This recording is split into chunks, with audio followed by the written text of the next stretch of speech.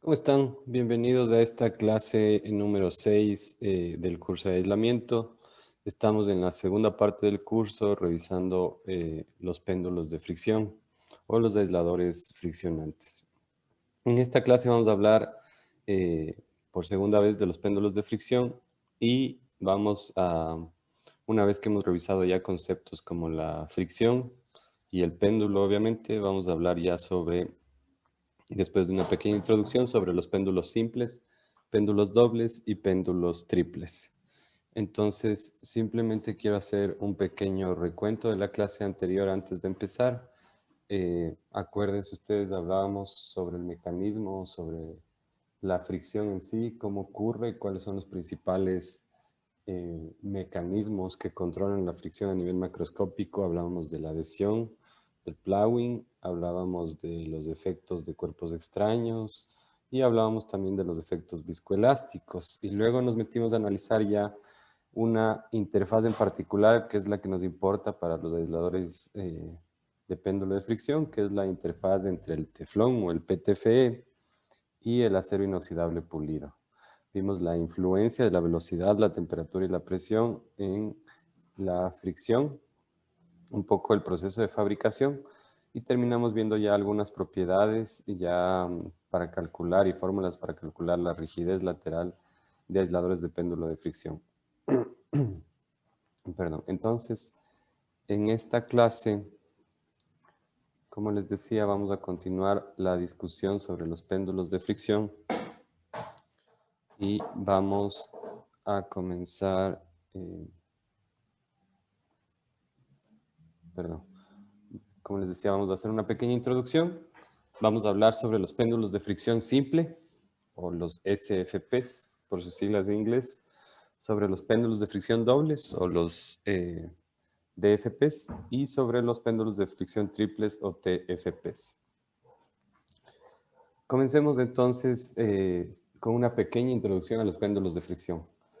Desde la creación, y pongo creación entre comillas porque en realidad el concepto del péndulo y el concepto de la fricción es tal vez mucho más antiguo, pero en aplicaciones sísmicas se comenzó a desarrollar aproximadamente en 1987 y se han desarrollado algunas alternativas y mejoras al sistema original. Esta es, o mejor dicho, este es el esquema básico, una vista en corte de un péndulo simple, como se concibió en 1987. Un péndulo doble, que ya es una tecnología mucho más reciente, estamos hablando de entre el año 2001 y 2005, y todavía más reciente el péndulo triple, en el año 2006, perdón, aproximadamente.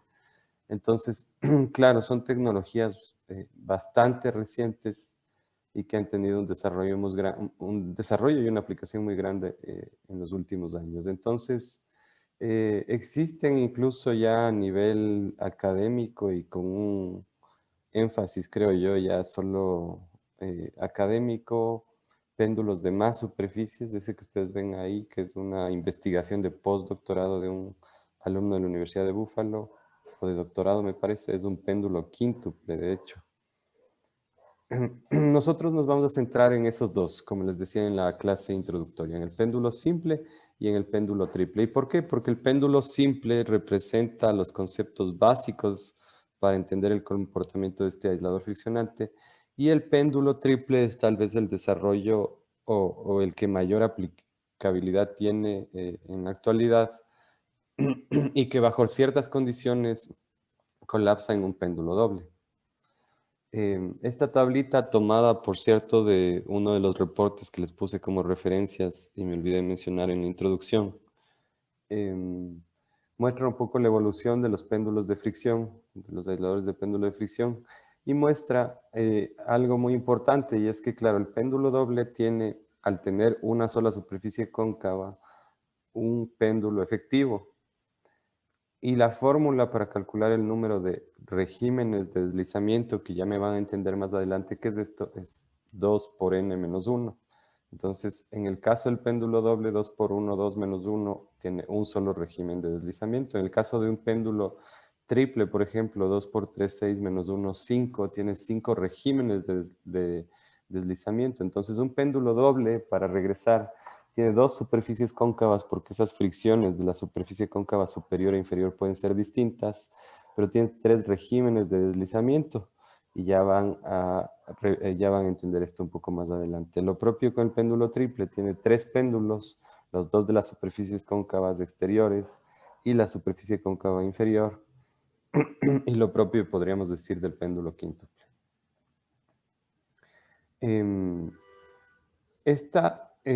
Básicamente lo que quiero mostrarles aquí es la diferencia entre ya las curvas de fuerza de desplazamiento de un péndulo doble y de un péndulo triple. El péndulo, perdón, de un péndulo simple y un péndulo triple. El péndulo simple, como se concibió en principio, pues ya lo vimos, la resistencia característica o la fuerza que debe romper para comenzar a deslizarse es simplemente la fuerza de fricción, que es mu por W, que es ese valor que vemos cuando la gráfica se topa con las ordenadas, con el eje de las ordenadas. Y la rigidez poselástica o KB no es más que 1 sobre R, 1 sobre el radio efectivo multiplicado por el peso o W sobre el radio efectivo. Eso ya lo conocemos, y algo que tal vez les mencioné también es que el radio efectivo es en unos casos la suma del radio de la superficie cóncava más la altura, en este caso sería R1 más H2, y en otros casos es R menos H, y ya vamos a discernir cuándo se suma y cuándo se resta. El caso de un péndulo triple es muy similar, lo que vamos agregando son superficies, entonces claro, la fricción menor la tienen las superficies 2 y 3. Pongamos el puntero. Entonces son las superficies que primero se van a deslizar y por tanto la primera fricción que yo debo romper es la fricción de esta superficie 2. Es por eso que esta fricción es de este valor muy pequeñito y tengo una rigidez relativamente grande, que es W sobre 2RF2, que viene a ser esta rigidez de este tramo. Hasta un punto en el que yo ya llego al valor de la fricción de la superficie 1 o la 4, dependiendo del caso, y ya me comienzo, o ya el deslizador este se comienza a, se comienza a deslizar, pues, dentro de esta superficie cóncava más grande. Claro, entonces ahí mi rigidez, perdón, mi resistencia, en principio, la fuerza que debo romper es mucho más grande, es 1 por W, y mi rigidez poselástica es mucho más pequeña, y en este caso es W sobre 2RF1. Y lo que les decía antes, en este caso el radio efectivo es la resta del radio, en este caso 1 menos H1, y así para los 4 casos. Esto es un poco solo para mostrarles la lógica, pero ya van a entender a detalle cada uno de estos términos. Hablemos un poco, como esta es una introducción, del comportamiento de los aisladores de péndulo simple, péndulo doble y péndulo triple. En este caso hablemos en específico de los aisladores de péndulo triple. Para lograr controlar los desplazamientos en terremotos fuertes y al mismo tiempo mantener un buen comportamiento en sismos pequeños e incluso en sismos moderados, se requiere ciertas características en un sistema de aislamiento en general, y me parece que esto lo mencioné en la introducción del curso. Primero, necesitamos tener una gran rigidez y un poco amortiguamiento en sismos pequeños, porque no queremos, incluso para cargas de viento, que nuestro edificio esté constantemente moviéndose, porque eso crearía mucho disconfort en las personas. Es la parte que acabo de resaltar con esas líneas rojas punteadas. Entonces tenemos, claro, una gran rigidez y mucho amortiguamiento, de tal manera de que el aislador no se esté moviendo por poco y al mínimo empujón a la estructura. Sin embargo, cuando ya tenemos no un sismo de servicio, sino un sismo de diseño, necesitamos aprovechar la flexibilidad o la baja rigidez del sistema de aislamiento. Entonces ocurre esta especie de ablandamiento. Y al mismo tiempo, gracias en este caso a la fricción, también tenemos un mayor amortiguamiento. Y existe también un tercer caso, que sería ya un caso extremo o un estado de cargas extremas, que sería el sismo máximo creíble, en el que necesitamos recuperar la rigidez en el sistema de aislamiento, que es esa última parte que, si ustedes se fijan, la rigidez vuelve a subir, eh, y también tener nuevamente amortiguamiento. Entonces, lo que básicamente les estoy diciendo con estos tres requerimientos es que un aislador necesita tener un comportamiento adaptativo. Y ese comportamiento adaptativo lo tiene en este caso un aislador de triple péndulo.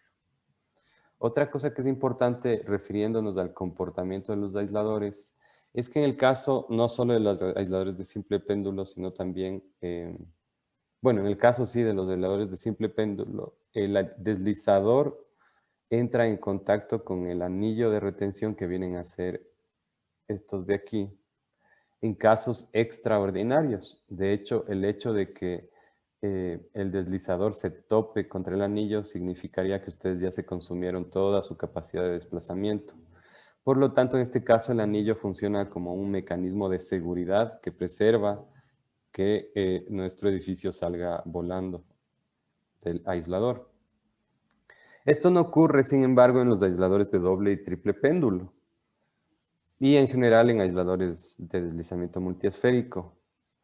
Porque en este caso, el hecho de que el aislador entre en contacto con el anillo de retención es un comportamiento deliberado. Se espera eso y de hecho, así es como se han diseñado y ocurre en la operación normal del aislador. ¿Y por qué? Porque se usa este choque o este tope con el anillo de retención para detener el movimiento en una superficie y causar el movimiento en otra superficie. En esta imagen que yo les pongo de un aislador de doble péndulo, el deslizador topó ya con el anillo de retención inferior y lo que va a pasar es entonces que se va a deslizar en la superficie o comenzará, dependiendo de las fricciones, a deslizarse en la superficie cóncava superior. Lo propio en esta imagen de triple péndulo, el deslizador interno topó ya el anillo de retención, entonces se comienza a deslizar esta superficie interna exterior o puede ser que la externa superior, perdón. Eso como datos en cuanto al comportamiento para que vayamos entendiendo algunos conceptos importantes. Y otro concepto importante es la articulación del deslizador. Ese, si ustedes se fijan, puede ser tranquilamente, o más bien dicho, es el aislador de péndulo simple que tenemos acá en la foto. Tienen la placa inferior, esto que vendría a ser el deslizador, y la superficie cóncava superior que vendría a ser esta. Lo que ven ustedes acá es exactamente lo mismo, sino que lo que hicieron es romperle a esta placa y darle esta forma esférica de tal manera de que se cree una articulación en este de acá que es el deslizador. ¿Qué es lo que pasa? En el primer caso en el que no tiene la articulación en el deslizador, se producen grandes momentos o grandes esfuerzos y por tanto no existe una distribución correcta de presiones en la interfaz de deslizamiento. ¿Y por qué es importante que haya esa correcta distribución de presiones? Pues primero, para acomodar movimientos diferentes entre las superficies superiores e inferiores. Y segundo, porque de otra forma el deslizador estaría sujeto a un desgaste desigual y eso tiene implicaciones muy importantes en las propiedades en el tiempo de la fricción, como hemos visto hasta ahora. Entonces, ese deslizador garantiza primero que no existan esos grandes momentos, esas concentraciones de esfuerzos, esa disparidad entre las fuerzas en las superficies superiores e inferiores, y también garantiza que no exista un desgaste desigual tanto en la superficie de acero pulido como en la superficie de teflón. Lo propio, y de hecho este ya es un ejemplo viendo un aislador en cambio de péndulo doble. Si ustedes se fijan, el aislador tiene la articulación acá en este punto, acá lo pueden ver mejor tal vez ya en 3 dimensiones. Y las justificaciones para esa articulación son exactamente las mismas. Hablemos entonces ya sobre los aisladores de péndulo de fricción simples. Como les decía, se simbolizan con SFP por sus siglas en inglés. Esta foto que ven allá abajo me parece que es del puente Benicia Martínez en California. Es uno de los aisladores de péndulo simple más grandes que existen y es básicamente lo que ven en la figura superior. El deslizador con esa forma esférica o como una esfera cortada un poco más de la mitad. Y claro, lo que va encima va a ser ya el apoyo del puente con la articulación una vez más en el deslizador. Claro, si es que la fuerza horizontal, que en este caso le actúa sobre el puente, es menor a la fuerza de fricción, obviamente no va a existir movimiento y el dispositivo tiene una rigidez elástica muy grande. Es decir que la fuerza de fricción previene el deslizamiento del dispositivo bajo cargas de servicio, lo que resultaría en un desgaste excesivo de la interfaz, que es lo que hablábamos hace poco cuando les mostraba el comportamiento adaptativo. Entonces, para cargas de deslizamiento, para cargas de servicio, lo que me olvidé de mencionar es que aparte de de todo el problema que representaría que nuestro edificio se mueva constantemente por cargas laterales muy pequeñas, también ese movimiento constante provocaría un desgaste de la interfaz porque va a estar constantemente deslizándose una superficie con respecto a la otra. Cuando la fuerza horizontal excede la fricción, el deslizamiento se inicia y se tiene un diagrama de cuerpos libres como el que les muestro en esta gráfica, donde ustedes pueden ver, claro, este es un corte transversal. Esta superficie cóncava tiene un radio R, que es un radio muy grande, y este deslizador se ha desplazado ya una distancia U en este caso, o un desplazamiento angular θ, como quieran verlo, y está en esta posición de acá. Esta media esfera es el deslizador. Y lo que yo les decía es, claro, el centro o el pivote con respecto al cual se desplaza el deslizador, en realidad es este punto O donde estoy marcando el puntero. Entonces existe una diferencia para el cálculo y de hecho se calcula todo en este punto. No son más que diagramas de fuerza libre los que vamos a ir haciendo. Pero claro, en este punto el radio no es R, sino es R menos H, que es el que pasa a ser el radio efectivo. ¿Y qué fuerzas tenemos?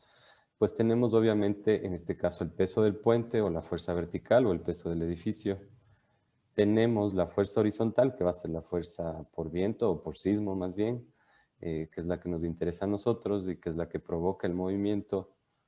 Tenemos fuerzas de fricción, producto del movimiento, que no son más que el coeficiente de fricción, en este caso puesto que depende de la velocidad, pero sabemos ahora que depende de la velocidad, de la presión y de la temperatura, multiplicado por el peso. Tenemos fuerzas normales, las que llamamos fuerzas N, en este caso la denominación es S. Y tenemos estas TF que son tracciones por fricción que ocurren aquí, es decir, en la articulación del deslizador, pero que son parte de la fuerza FF. Entonces nos vamos por un momento a olvidar de esas tracciones. Y vamos a resolver, vamos a hacer algo muy parecido. De hecho, ya lo hicimos en la clase anterior cuando hacíamos la deducción del péndulo, pero esto es un poco para que vean que en realidad es muy simple la matemática y lo que está de fondo. Si hacemos equilibrio horizontal, sumatoria de fuerzas en X, tenemos por un lado la fuerza horizontal y por otro las componentes de la fuerza normal S, que sería S por seno de θ. El ángulo θ es este, entonces el seno sería esta componente pequeñita hacia la izquierda, por eso es negativa. Y la fuerza de fricción, en este caso, este es el ángulo θ, sería por el coseno, su componente más grande, es igual a 0. Si hacemos equilibrio en el sentido vertical, ahora sumatoria de fuerzas en Y es igual a 0. Tenemos obviamente el peso, W. Ahora la componente más grande, de la fuerza normal, en este caso, que sería S por coseno de θ, negativo. Y en el mismo sentido del peso, tendríamos la componente más pequeña de la fuerza de fricción, que sería FF por el seno de θ. Ahora, por geometría, al igual que hicimos en la clase anterior, sabemos que U no es más que R por el seno de θ, pero en este caso, como estamos haciendo todo en función de este punto O pivote, sería R menos H por el seno de θ. Si es que agrupamos, o bueno, a este valor de R menos H se lo denomina radio efectivo. Si es que agrupamos y combinamos estas tres ecuaciones, obtenemos esta ecuación, en la que ya vemos una dependencia de la fuerza, del peso, del radio efectivo, del desplazamiento, de la fuerza de fricción y del coseno de θ. Pero ese coseno de θ un poco que queremos eliminarlo. Y yo les decía que, claro, ese ángulo tiende a cero mientras el radio efectivo sea mucho mayor, que de hecho lo es generalmente, que el desplazamiento. Por lo tanto, para ángulos pequeños, el coseno de teta, ya lo hemos visto en varias demostraciones, es aproximadamente igual a 1.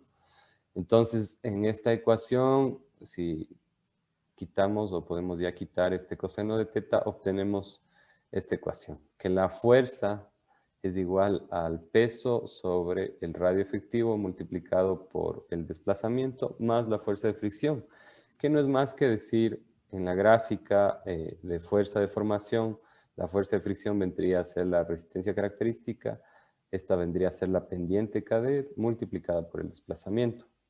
Esta ecuación es aplicable o tiene un error muy pequeño de hasta el 5% siempre y cuando el desplazamiento sea menor al 30% de radio de curvatura.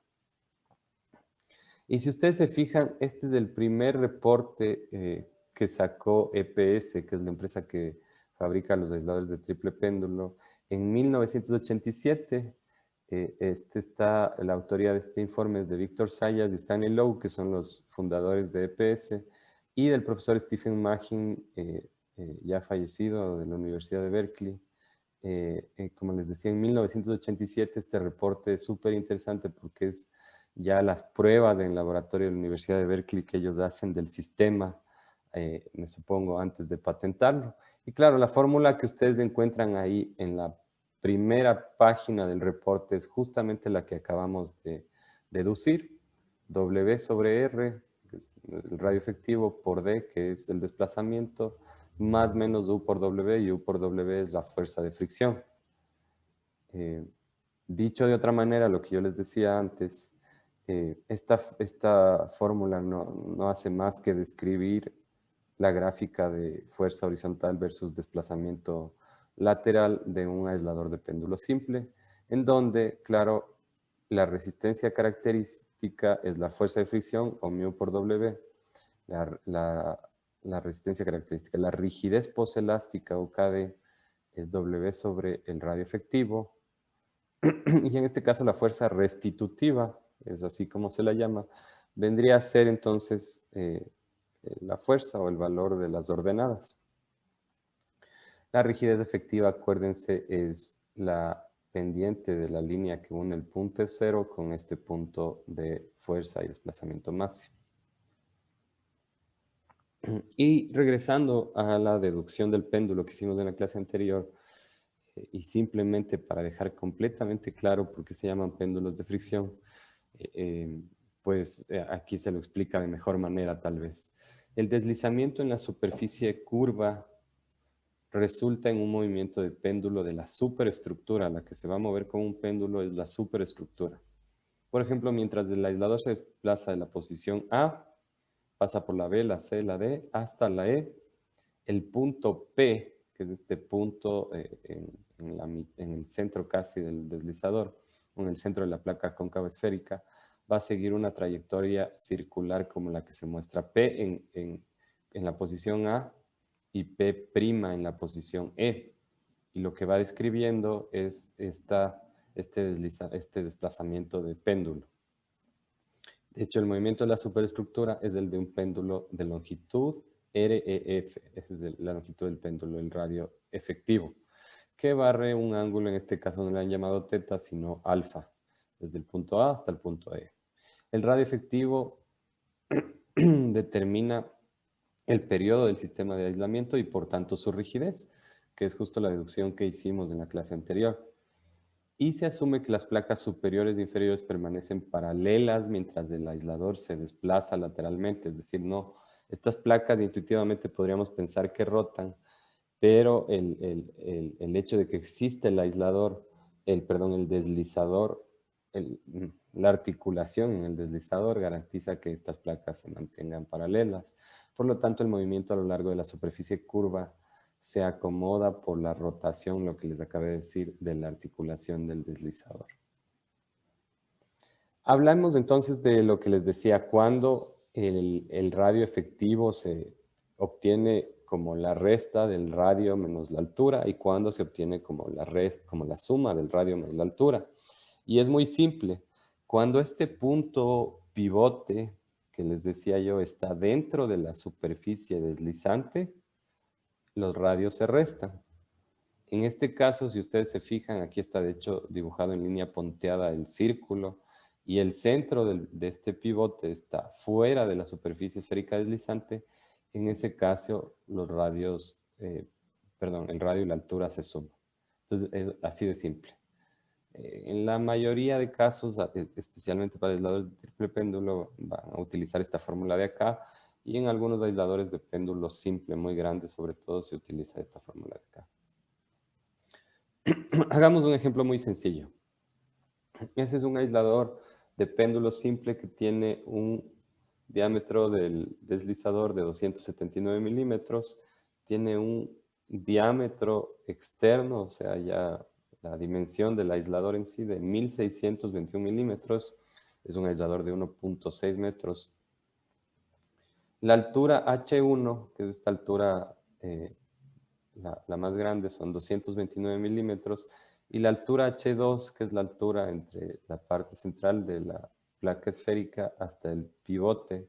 Acá fíjense que el pivote está afuera, por tanto el radio se debería sumar, es de 76 milímetros. La altura total del aislador es de 320 milímetros y el radio de la superficie cóncava es un radio muy grande, es de 4166 milímetros. Entonces, lo que les decía, para sacar el radio efectivo, nos damos cuenta que el pivote en este caso está fuera de la superficie esférica, por lo tanto, yo lo que tengo que hacer es sumar el radio de la superficie cóncava a la altura 2 en este caso.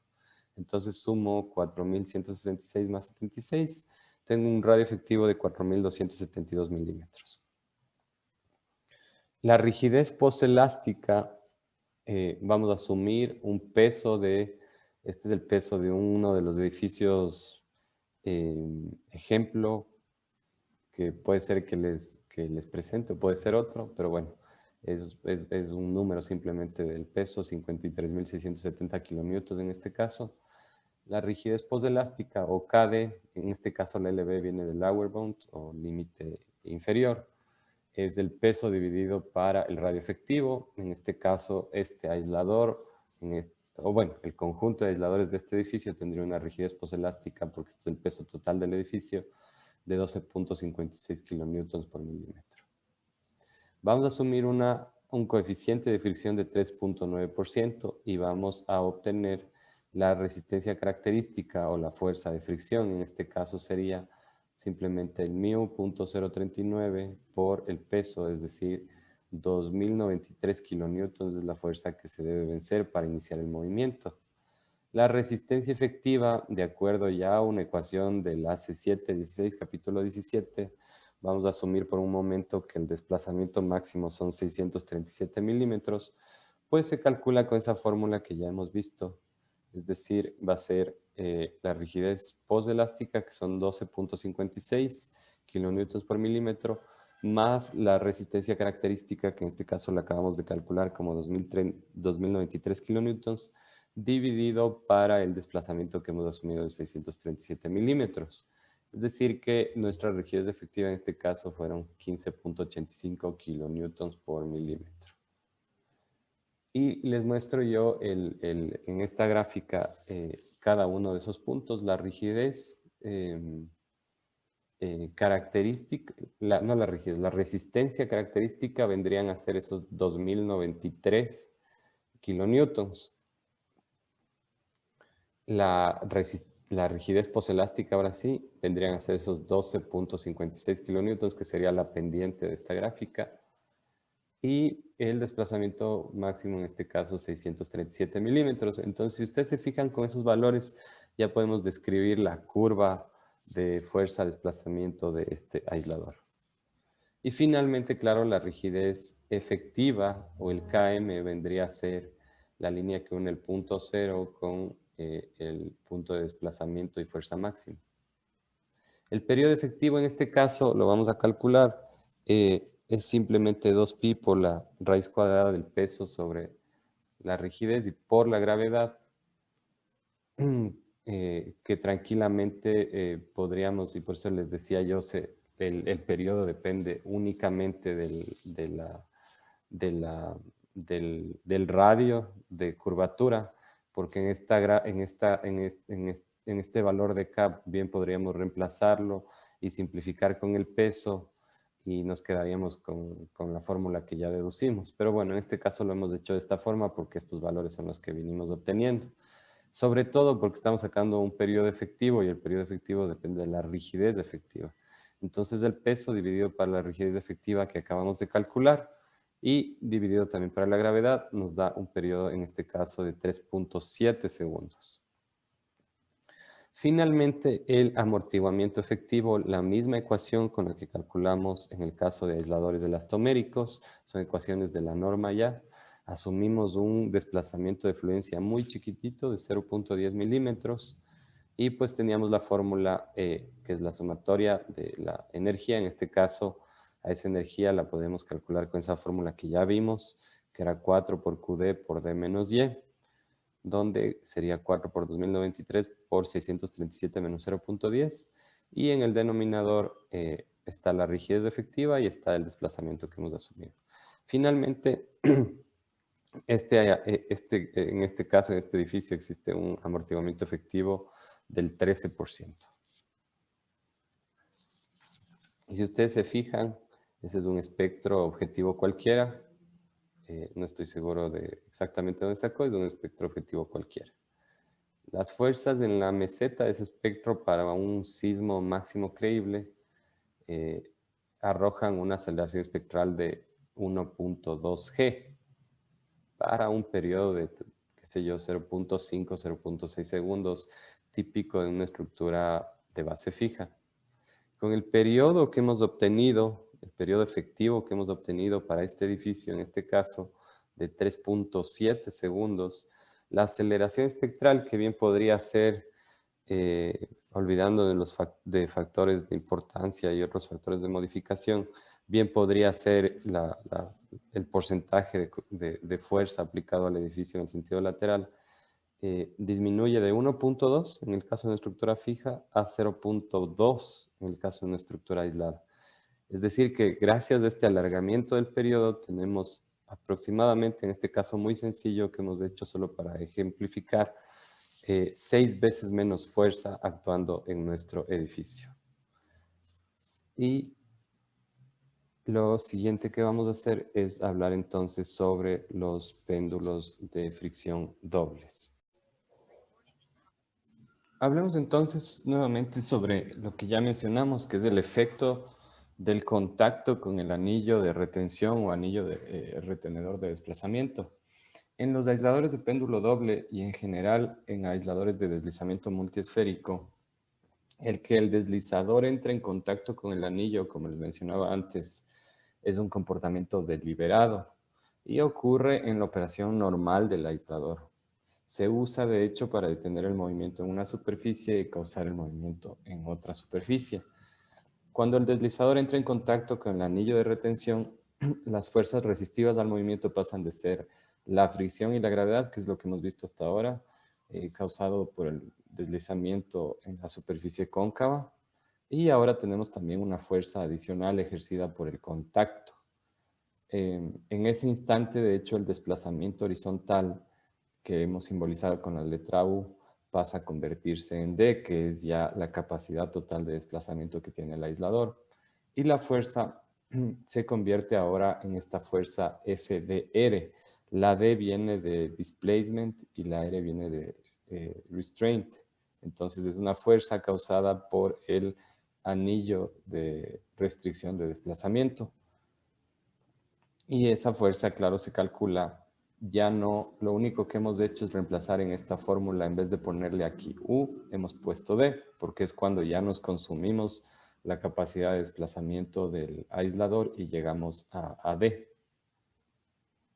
Si es que la fuerza se incrementa sobre el valor de FDR, es decir, sobre el contacto, entonces va a existir una fuerza resistente adicional que viene ya del anillo retenedor en sí, que sería esta fuerza F menos FDR, o también la denominan FR, Y no es más que la rigidez que tenga ese anillo de retención, KdR, multiplicada por ese desplazamiento adicional, que va a ser U, menos D, que es el desplazamiento total cuando ya topamos el anillo de retención. En general, y ya les voy a mostrar más adelante, es razonable asumir que la rigidez del anillo de retención es infinita, siempre y cuando este anillo esté monolíticamente fundido con la placa cóncava. De otra forma, este anillo, y existe ese detalle también, se suelda la placa cóncava y entonces, por tanto, no podemos asumir que esa rigidez es infinita. Y justo es lo que estoy tratando de mostrarles en estas imágenes. Si ustedes se fijan, la imagen de la izquierda es un, una placa cóncava. Luego a este, por algún proceso se le pule y en realidad está bastante oxidada, pero el anillo de retención que circunda la placa cóncava es una sola pieza, es decir, esto es una sola pieza de hierro fundido. Lo que no ocurre en la imagen de la derecha, si ustedes se fijan, este anillo de retención, pongamos el puntero, este anillo de retención que ustedes ven acá, tiene una soldadura intermitente en 4 puntos, seguramente no se alcanza a ver en esta figura, pero seguramente tiene en los 4 vértices, en los 4 polos del círculo. Entonces, claro, aquí no pueden ustedes asumir que la rigidez es infinita y de hecho el anillo de retención tiene una rigidez finita. Pero esto, claro, es una foto de un aislador para unas pruebas que se construyó en la Universidad de Buffalo. Esta foto de la izquierda, en cambio, es la foto de un aislador de EPS. Lo dicho, entonces, ¿cuál es el efecto del contacto con el anillo de retención de desplazamiento? Si es que el anillo es fundido en una sola pieza, pues la rigidez es infinita y cualquier fuerza superior a FDR termina siendo como ustedes le ven aquí en la gráfica, manteniendo el mismo desplazamiento.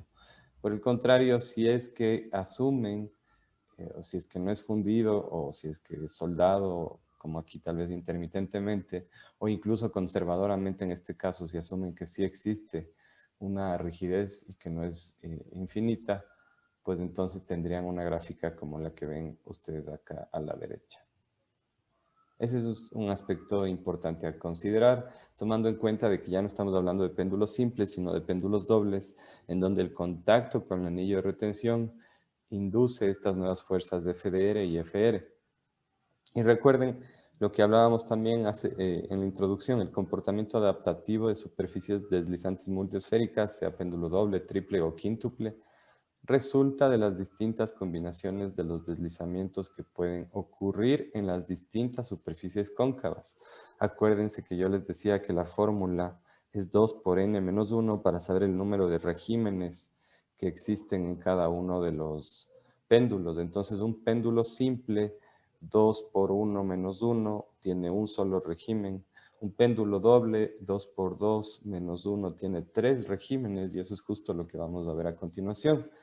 Entonces, claro, se clasifica el movimiento en estos distintos regímenes de deslizamiento, cada uno correspondiente a una combinación distinta de superficies sobre las cuales el desplazamiento puede o está ocurriendo.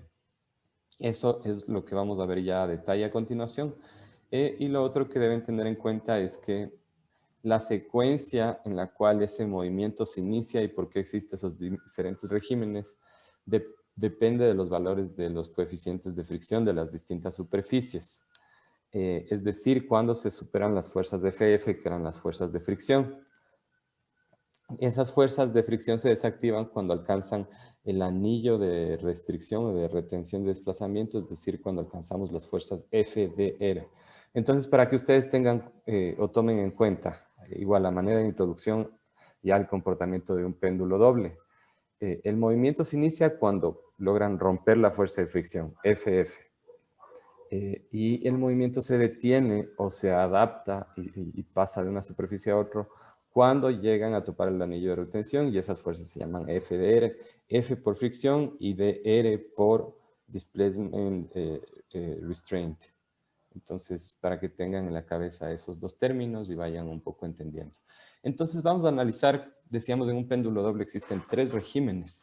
Vamos a analizar el primer régimen, que es el deslizamiento solo en la superficie número 1, que es la superficie cóncava inferior. Y eso significa que estamos asumiendo que la fricción en la superficie 1 es menor a la fricción en la superficie 2.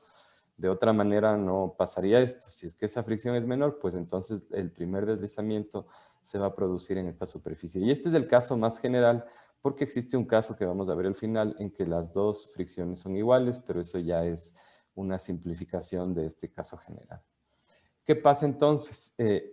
Como les decía en la diapositiva anterior, se va a activar el desplazamiento en la superficie 1 cuando la fuerza sea por lo menos igual a la fuerza de fricción 1. Esa fuerza de fricción 1 es el μ1 o el coeficiente de fricción en 1 por el peso. Entonces, en ese punto, el deslizamiento va a comenzar en la superficie 1. Y vamos a hacer, como hemos hecho ya hasta ahora, porque para que ustedes vean la resolución de los péndulos de fricción no es más que diagramas de cuerpo libre. Entonces, ya en un estado deformado, se ha deformado solo, o mejor dicho, se ha desplazado o se ha deslizado solo en la superficie 1, por lo tanto tengo un desplazamiento U1. Vamos a hacer un diagrama de cuerpo libre con los 3 componentes, la superficie cóncava superior, está la fuerza actuando, tienen el peso, tienen una fuerza de fricción en 2 y tienen la fuerza normal. Tienen el deslizador, que es en donde se agrupan. Veamos primero qué pasa en la superficie cóncava inferior.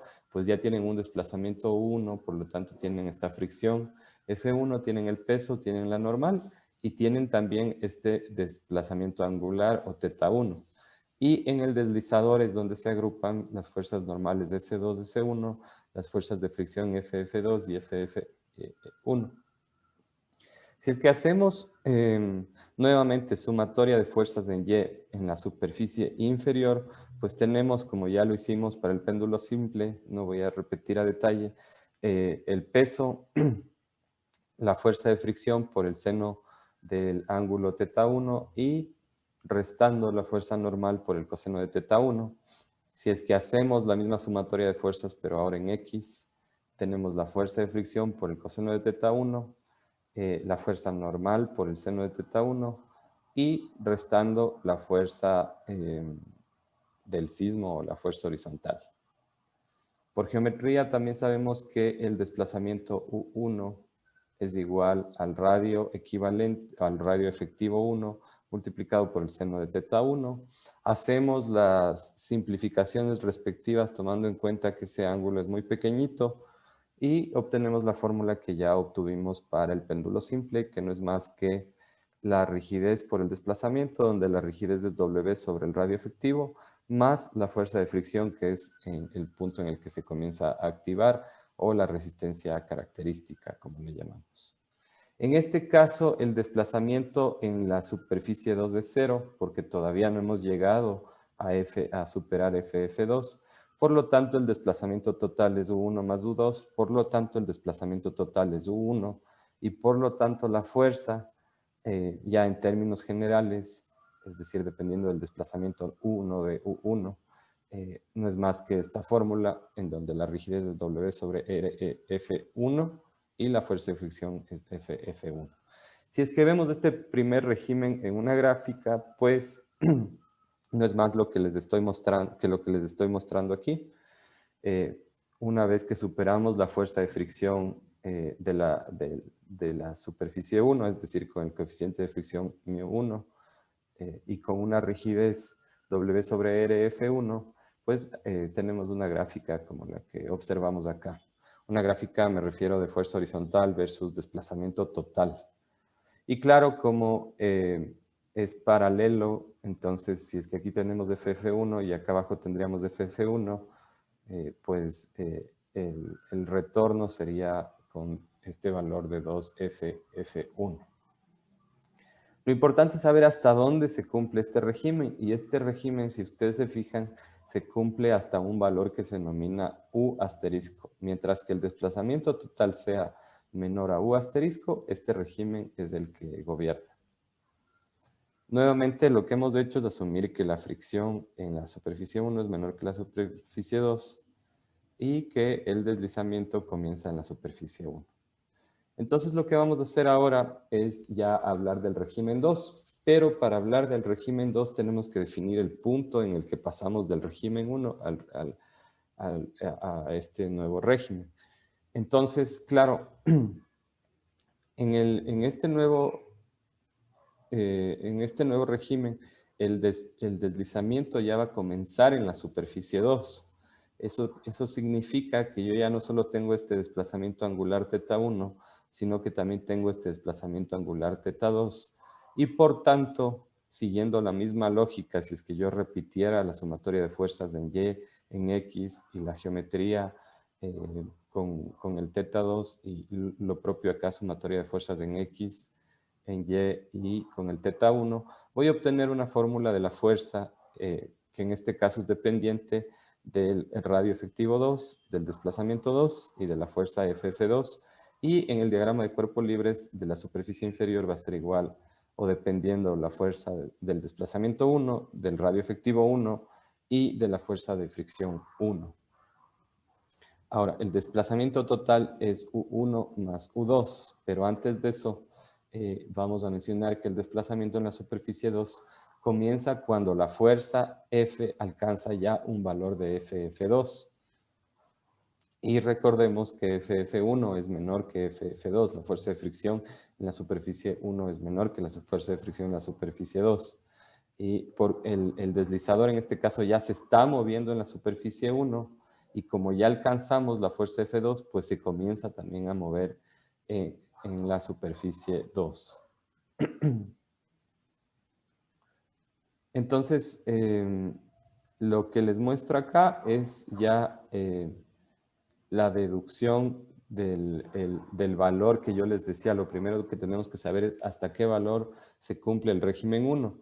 Y el régimen 1 se cumple hasta este valor de U asterisco. Entonces, lo único que he hecho acá es, en esta fórmula del desplazamiento total para el régimen 1, pasado a dividir F menos F1, que sería lo que está en el denominador, dividido para W y multiplicado por REFF1. Es decir, despejado U de esta fórmula, pero tomando en cuenta que ahora la fuerza, es decir, el punto en el que cambio de un régimen a otro, es cuando la fuerza, la fuerza más bien dicho, es igual ya a la fuerza de fricción en 2. Por lo tanto, yo aquí en F puedo reemplazar ese FF2 y tendría que FF2 menos FF1 sobre W por el radio efectivo en 1 es igual a este U asterisco. FF2 sobre W no es más que μ2 y FF1 sobre W no es más que μ1, porque μ por W es la fuerza de fricción. Entonces lo que he obtenido es el valor de U asterisco que necesitábamos para definir el punto límite en el que pasamos de uno de los regímenes, del régimen 1 en este caso al régimen 2, que es el que estamos analizando ahora. Entonces voy a regresar un poco en las diapositivas y yo les decía, este régimen 1 es válido hasta U asterisco. Y U asterisco ocurre cuando ya yo alcanzo la fuerza o cuando la fuerza horizontal ya alcanza el valor de la fuerza de fricción. Entonces tengo deslizamiento en la superficie 1 y justo en ese punto exacto en el que ya alcancé una fuerza FF2. Y por eso es que logramos hacer esa deducción. Este era el punto clave en el que F ya es igual a FF2 y por tanto ese valor de U asterisco no es más que μ2 menos μ1 multiplicado por el radio efectivo 1. Pero bueno, eso era simplemente para determinar el límite. Tal vez este cálculo de U asterisco responde más bien a la diapositiva anterior, porque con eso terminamos de definir este primer régimen. Si agrupamos, por otro lado, las diagramas de cuerpo libre que acabamos de obtener, ya concentrándonos en este segundo régimen, en el régimen en el que ya existe deslizamiento en la superficie 2, tomando en cuenta que el deslizador ya se está moviendo también en la superficie 1, pues vamos a obtener una fórmula como la que les muestro ahí. Y voy a pasarme un momento al pizarrón digital para poder mostrarles a más detalle cómo llegamos a esa fórmula. Entonces, claro, les decía, estamos en este régimen 2, comienza el deslizamiento en la superficie 2 y ya se está deslizando en la superficie 1. Entonces, obtuvimos por un lado, haciendo el diagrama de cuerpos libres en la superficie cóncava superior, es decir, en la superficie 2, que la fuerza era igual a W sobre el radio efectivo 2 multiplicado por el desplazamiento 2 y más la fuerza de fricción 2. Y obtuvimos por otro lado que la fuerza, haciendo el diagrama de cuerpo libre en la superficie cóncava inferior, es decir, en la superficie 1, que la fuerza era igual al a W sobre el radio efectivo 1 por el desplazamiento, obviamente, U1, más la fuerza de fricción en 1. Y aprovechémonos del hecho de que el desplazamiento total es en realidad la suma de estos desplazamientos parciales U1 más U2. Entonces, si yo despejo U2 de esta fórmula de acá, tendría que U2 sería F menos FF2, pasando al otro lado, y eso multiplicado por R, E, o el radio efectivo 2, y dividido por el peso. Lo propio voy a hacer en esta fórmula de abajo. Tendría que el desplazamiento U1 es F menos FF1 multiplicado por el radio efectivo 1 y sobre el peso. Entonces, ahora vamos a agrupar estas dos ecuaciones en esta de acá. Entonces vamos a decir que el desplazamiento total es igual a F menos FF1 por RF1 sobre W más F menos FF2 por RF o por el radio efectivo 2 dividido para W. De esta ecuación vamos a tratar de despejar F. Entonces lo primero que vamos a hacer es pasar el peso al otro lado y nos vamos a quedar con F menos FF1 por REF1 más F menos la fuerza de fricción en 2 por el radio equivalente en 2. Entonces vamos a abrir ese paréntesis.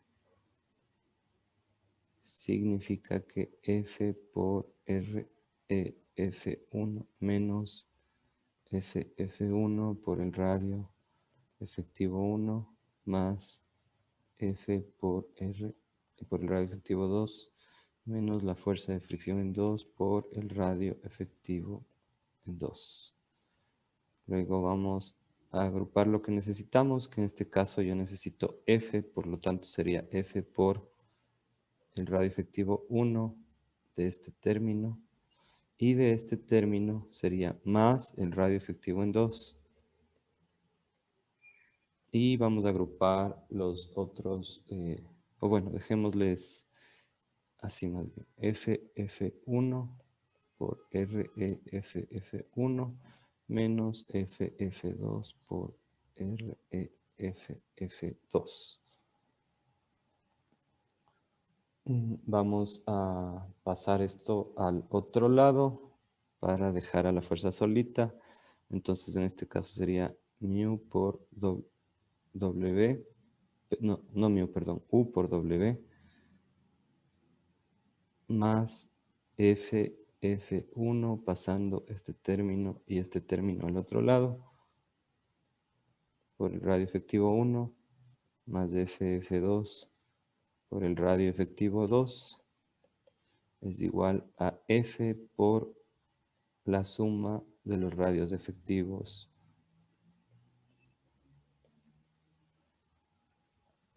Entonces, ahora sí puedo despejar finalmente F y voy a tener que es voy a dejarlo W, agruparlo de una forma distinta, sobre, en este caso, sería pasando a dividir la suma de los radios efectivos, y esto sería por U, más, en el otro lado tengo FF1 por el radio efectivo 1, más FF2 por el radio efectivo 2, y esto dividido para la suma de los radios efectivos.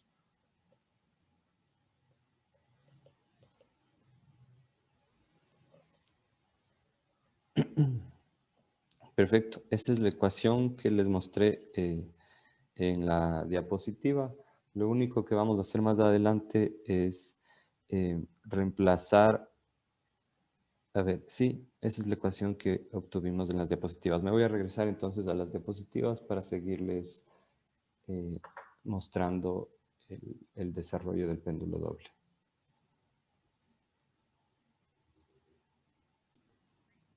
Entonces, esta es la ecuación que acabamos de obtener. Como ven, es simplemente agrupar los dos diagramas de cuerpo libre tomando en cuenta que el desplazamiento total es U1 más U2. Y lo que hacemos a continuación es llamar a este término de la derecha mu e, o más bien dicho, si es que nosotros dividimos este FF1 para W y este FF2 para W, o sea, si dividimos este término para W, vamos a tener que aquí en vez de FF1 vamos a tener mu1 y acá en vez de FF2 vamos a tener mu2. Por lo tanto, le llamamos a este término, este es una especie de coeficiente de fricción equivalente. Entonces, en esa ecuación nosotros, o en la misma ecuación que teníamos acá arriba, para simplificar un poco, podemos decir que la fuerza ya combinada en este segundo régimen es W sobre la suma de los radios efectivos multiplicado por el desplazamiento, por tanto esta vendría a ser una rigidez, más la fuerza de fricción, que en este caso combinada esa fuerza de fricción sería igual a este mu equivalente que responde a esta fórmula multiplicada por el peso. Entonces, eso nos ayuda a ver de mejor manera los resultados en la siguiente gráfica. Nuevamente, en este caso, en este régimen, el desplazamiento en la superficie 2 ya comenzó porque alcanzamos una fuerza F igual a F2, por tanto, a partir de U asterisco, y la fuerza de fricción en 1 es menor que F2, por lo tanto, el deslizador ya se estaba moviendo en la superficie 1. Entonces, la fuerza responde a esta fórmula y es lógico, de hecho, claro, este término de acá, mu e por W, vendría a ser el cruce en las ordenadas de la gráfica. En color azul, por cierto, está el deslizamiento en el régimen 2 y en color o en línea verde punteada está el que acabamos de ver, que era el régimen 1. Que era cuando se desplaza simplemente en la superficie cóncava 1. Entonces, bueno, regresando, el cruce en las ordenadas es mu e por W, mu e es lo que ya dedujimos, y la pendiente en este caso, el deslizador se vuelve mucho más flexible porque en el denominador tenemos la suma de los dos radios efectivos, el 1 y el 2. Entonces, si ustedes comparan esta línea de acá que tiene una pendiente W sobre RF1, obviamente es mucho más rígido que la pendiente de esta parte en donde ya tenemos el deslizamiento de las dos superficies y la rigidez es 1 sobre RF1 más RF2, es decir, en el denominador la suma de los radios efectivos. Una cosa importante que dedujimos al principio de este segundo régimen es que este régimen comienza a partir de un desplazamiento U asterisco, o ese sería el desplazamiento máximo del régimen 1 y en el que comienza el régimen 2. Y ese desplazamiento U asterisco no era más que mu2 menos mu1 multiplicado por el radio efectivo 1. Y lo otro que es importante es que este régimen avanza hasta un desplazamiento U de R1.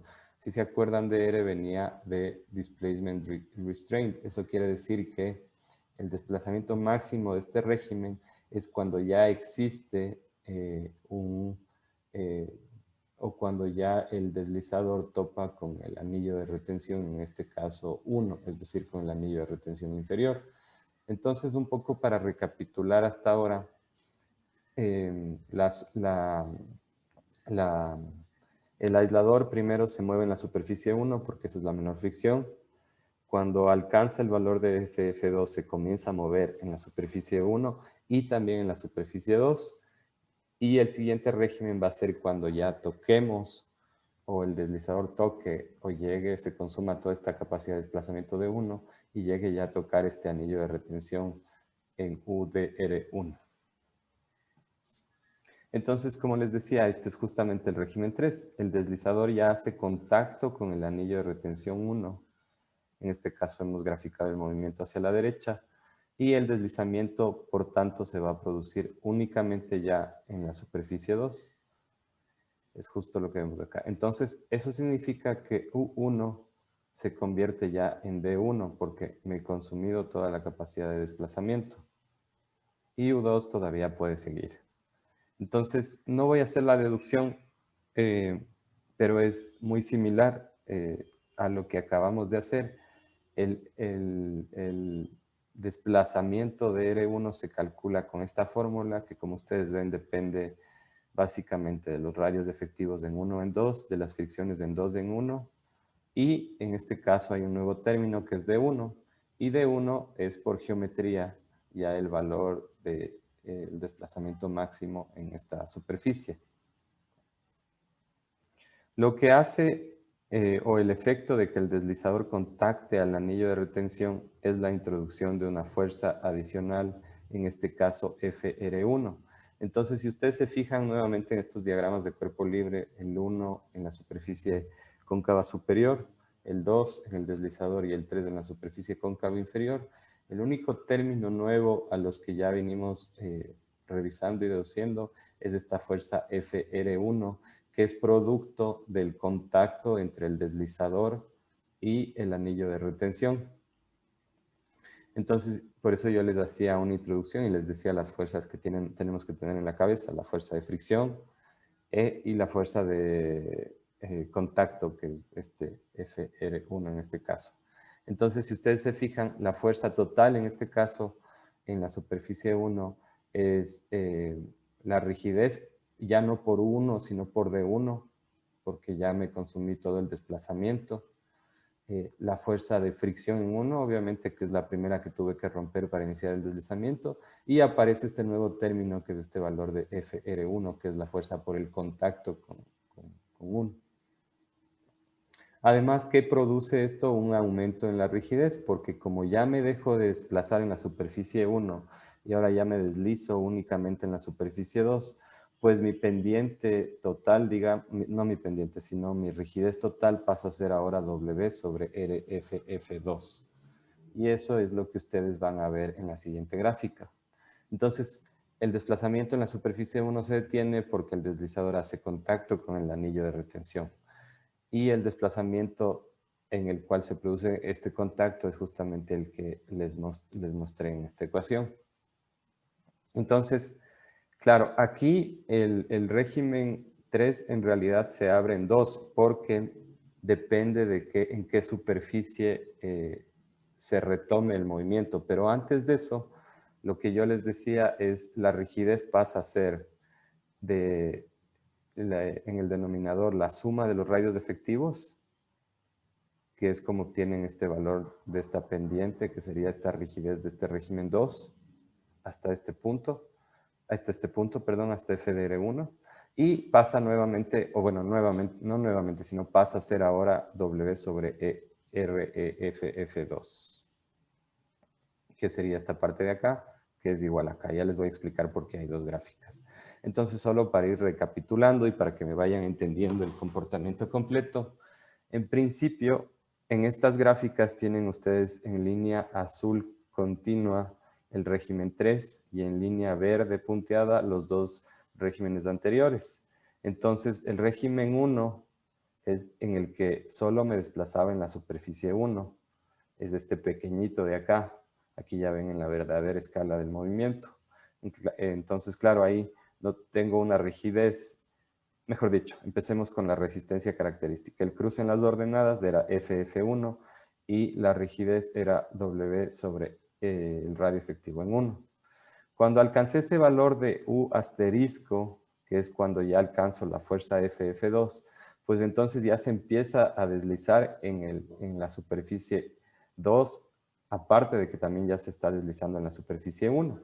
Entonces, obtuvimos este cruce en las ordenadas, que era ese valor de ese mu E, o mu equivalente por W, y la rigidez sabemos que es este valor de W sobre la suma de los radios efectivos. ¿Eso ocurre hasta qué punto? Eso ocurre hasta el momento en el que yo hago contacto, por eso es la DR de FDR, con el anillo de retención o restricción de desplazamiento. Una vez que hago contacto con ese anillo, pues el deslizamiento en la superficie 1 se detiene porque ya me comí todo el desplazamiento en esa superficie, es decir, de 1, y comienza a deslizarse únicamente en la superficie 2, y por tanto la rigidez pasa a ser W sobre RFF2. ¿Cómo se retoma el movimiento y por qué hay estos dos casos, el caso 3A y el caso 3B? Eso depende de un poco los valores de la fricción y en qué superficie se retoma el movimiento. Entonces, lo que ustedes ven acá es que si el desplazamiento máximo es menor a este valor de aquí, que en este caso es UDR1 más 2 veces el radio efectivo por μ2 menos μ1, pues el deslizamiento se retoma en la superficie 1 y por eso tienen aquí este W sobre F1. Por el contrario, si es que el desplazamiento es mayor a este valor de UDR1, a este mismo valor de acá, si es que el desplazamiento máximo es mayor, pues el deslizamiento se va a retomar únicamente en la superficie 2. Y por eso es que aquí tienen W sobre RF2. Entonces esto es ya un poco lo que el diseñador controla con los valores de fricción que escoge. Entonces, dependiendo de si el desplazamiento máximo es menor o es mayor a este valor de acá, el desplazamiento ya de regreso, digamos, porque nos fuimos todo hacia la derecha, se va a retomar o en la superficie 1 primero, en el caso 3A, o en la superficie 2, en el caso 3B. Y por eso es que hay esos dos regímenes. Entonces, lo que ustedes necesitan es, bueno, les voy a mostrar la tabla más adelante, el resumen, pero antes de mostrarles el resumen de cómo se construyen estas gráficas, porque lo que ustedes necesitan en realidad son los puntos claves nada más para construir estas gráficas. Existe un caso especial, como les decía al principio, ese caso especial es cuando las dos fricciones en la superficie 1 y en la superficie 2 son iguales. Y eso quiere decir que si nosotros queremos pasar del régimen 1 al régimen 2, acuérdense que la fórmula era esta, μ2 menos μ1. Eso quiere decir que si estas dos son iguales, por tanto el U asterisco va a ser 0. Y eso implica que no existe en realidad un régimen 1 y el comportamiento rígido bilineal va a colapsar en un comportamiento rígido lineal.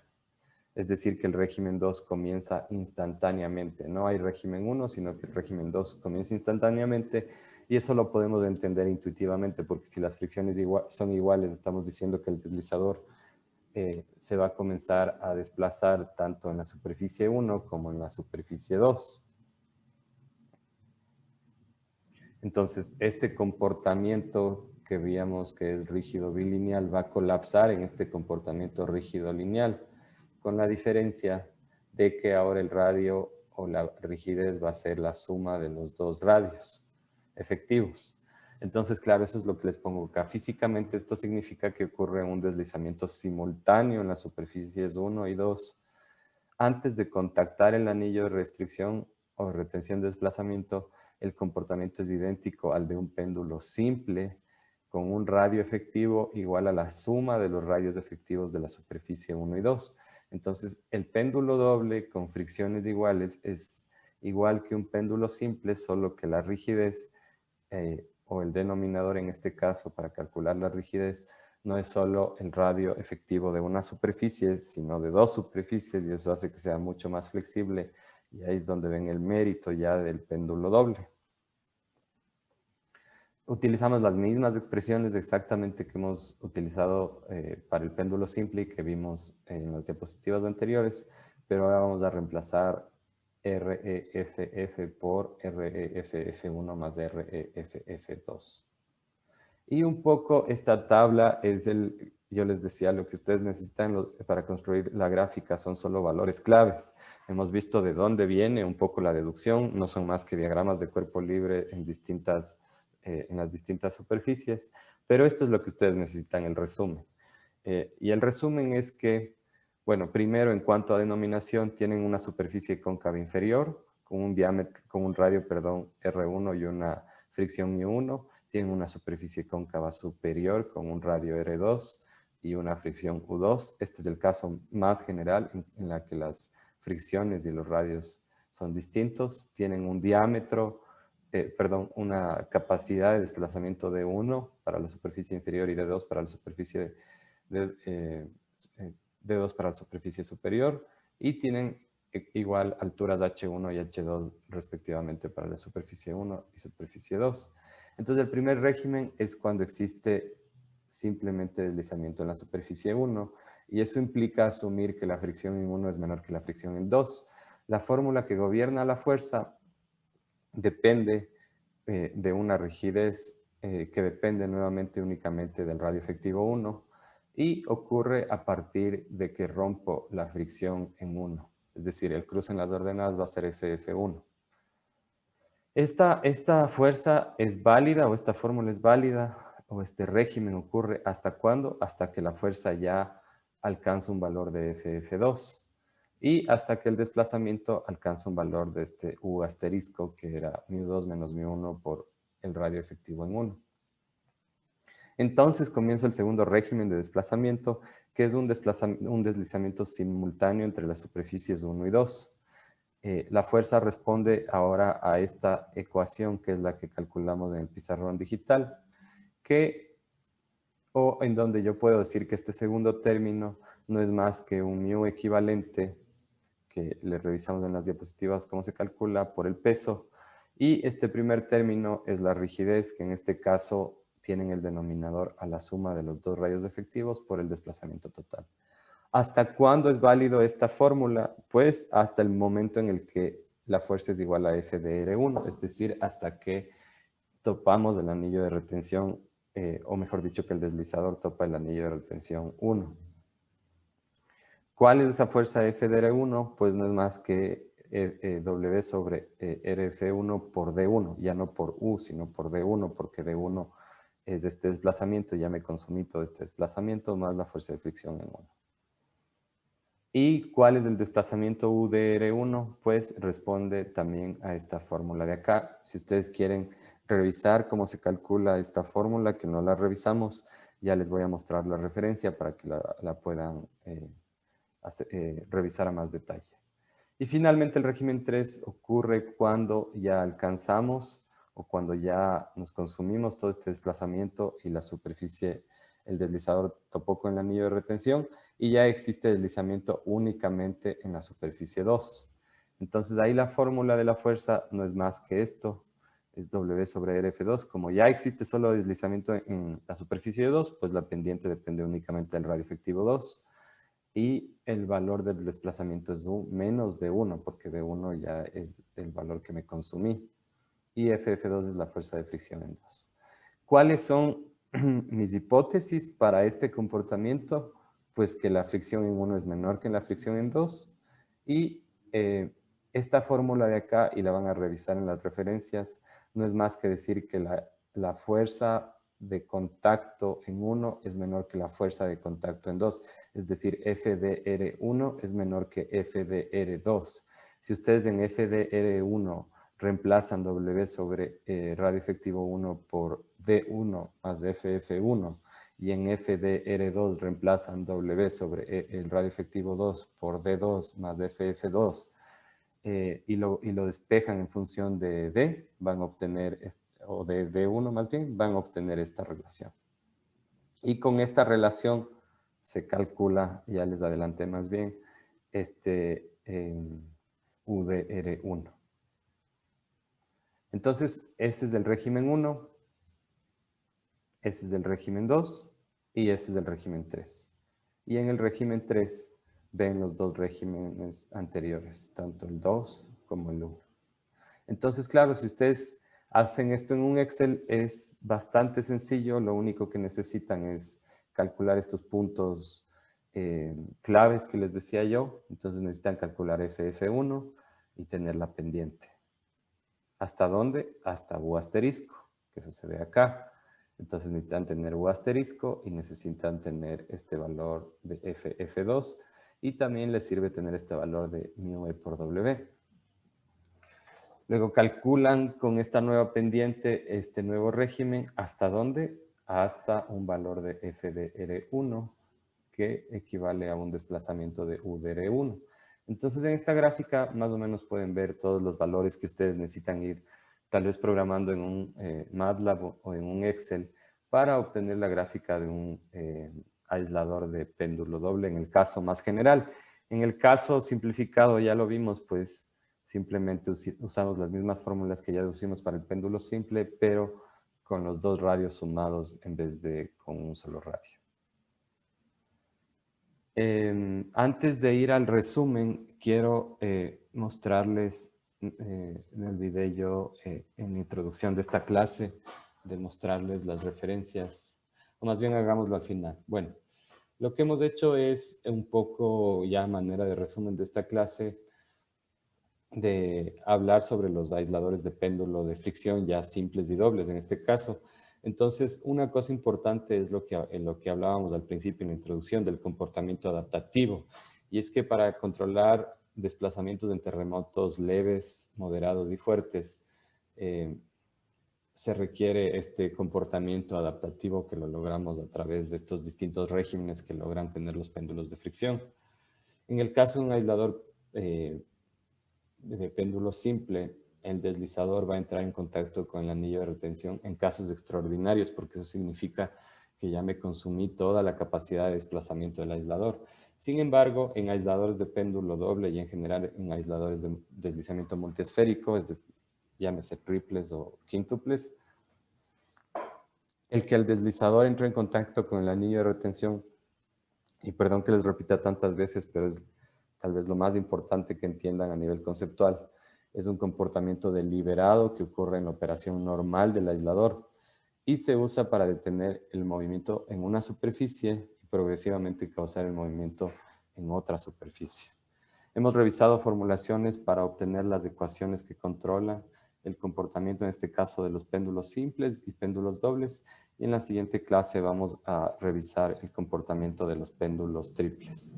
Lo que les decía que me olvidé de mostrarles es estas referencias, porque los manuales que hemos venido utilizando hasta ahora aplicaban más bien para el caso, bueno, en realidad también se habla sobre aisladores de péndulo de fricción, pero existen ya unos manuales específicos para este caso. Entonces tenemos el 8007, el 818 y el 1310. El 8007 es este manual que dice comportamiento mecánico de aisladores deslizantes multiesféricos y es la investigación de doctorado de Daniel Fens entre el 2008 y el 2010 más o menos. Él tiene publicados algunos reportes. Entonces en este documento es el primero, digamos, en el que se hace ya todas estas deducciones matemáticas que un poco les he venido mostrando, diagramas de cuerpo libres, etcétera. Y luego ya existen unos manuales adicionales, por ejemplo, el 818, en el que ya se mira la implementación y la verificación en análisis dinámicos. Aquí ustedes ven unas imágenes de unos prototipos ya en la mesa de vibración. Y luego viene ya el que tomó la posta en estas investigaciones en el año 2010 más o menos, que es este estudiante de doctorado igual del profesor Constantino, Apóstolo Sarlis, que le hace un poco ya lo mismo, pero para el péndulo triple y ya una implementación un poquito más avanzada. Entonces, esos manuales son importantes que los vayan revisando ya para todo lo que tiene que ver con los aisladores de péndulo simple, doble y triple, aisladores friccionantes de péndulo. Concluimos entonces con eso esta clase. Muchas gracias.